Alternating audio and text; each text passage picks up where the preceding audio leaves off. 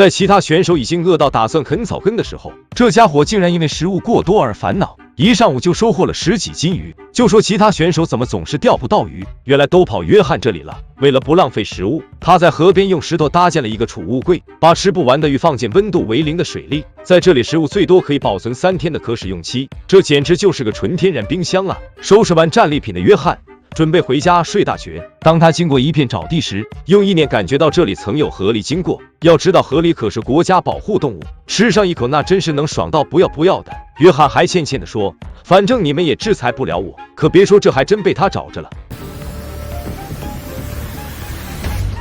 可惜这第一箭只溅起了大片水花，不死心的约翰立马拉出第2箭，势必要与河狸分出个胜负。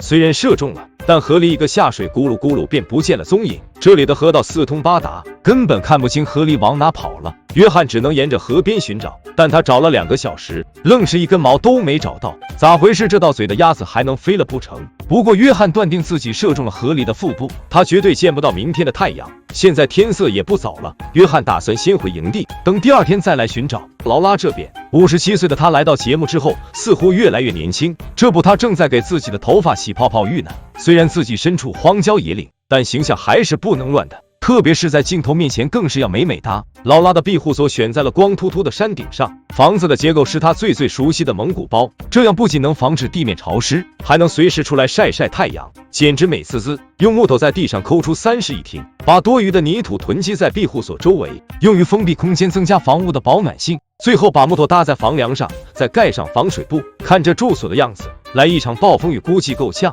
在房间内燃起第1把火，一下就有小家的那种感觉了。劳拉表示，接下来只要能够找到足够的食物，他就能在这住到天荒地老。第2天一大早，约翰就踏着浓雾赶往河边，继续找寻河狸的尸体。功夫不负有心人，总算是被他找着了。这是一只重达50公斤左右的河狸，让约翰在拉布拉多山脉坚持1个月，简直绰绰有余。这要是让那些吃海带和蘑菇的选手知道了，肯定2只眼睛都能写上羡慕2字。什么叫专业？这就叫专业。作为一名经验丰富的猎人，约翰当然不会在自己营地周围分解猎物。手上的这只河狸都还没焐热，他可不想拿出来跟北极熊共享。仅仅半小时，约翰就把内脏清理得干干净净。接下来他要制作一个熏肉架。虽然现在气温很低，肉没那么容易变质，但是不怕1万就怕万一。咱也没有拉布拉多山脉的天气预报，兴许那天老天爷高兴给他暴晒个1天，那时候肉全坏了，哭都来不及了。接着约翰把河狸挂在树上进行蜕皮。河狸这一身皮毛是很好的过冬物品，这光溜溜的河狸尾巴也包含了大量的脂肪，绝对不能因为看着不咋的就丢掉，把肉切成1条1条的备用。切下来整块排骨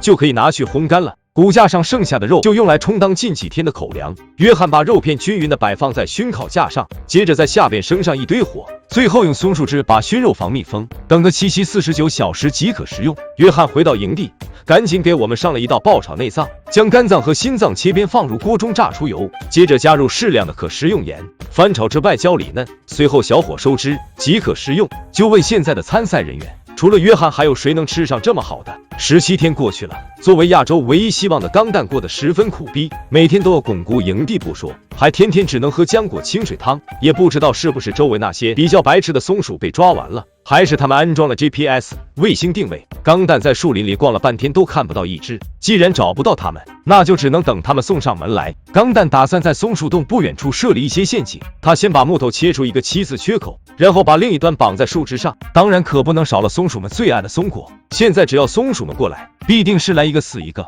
来一对死一双。做完陷阱之后，钢蛋也没有闲着，背上弓箭就前往雨林内狩猎，希望他能找到1头北极熊，这样就能够强势碾压其他选手，包括前面抓到河里的约翰。再看特里这边，12天没有吃肉的他夜晚被活饿醒，体重已经掉了25斤，很快就会达到节目组的淘汰要求。为此他制定了一个计划。特里也曾在河道里发现过河狸的踪迹，而河狸一般都是早上出门觅食。趁着这个时间，特里拿出弓箭，悄悄来到岸边，趴在草里当起了老六。过了个8小时，终于看见了一只河狸，在水里慢慢悠悠地游着。但是特里跟河里之间有20米的距离，无法做到有效的一击必杀。作为一个合格的猎人，特里有的是耐心，可上天没有眷顾特里。河狸开始朝湖中心游去，慢慢的越游越远。整整3个小时，特里一直蹲在岸边时一动不动，不知道的还以为他已经饿昏了。这就是作为顶级猎人那坚定的内心吗？果真是我宁可什么都不做，也不愿犯错啊！这次捕猎失败让特里的容错率再降一点，即便特里已经倒霉成这样了，但节目中的第2位淘汰者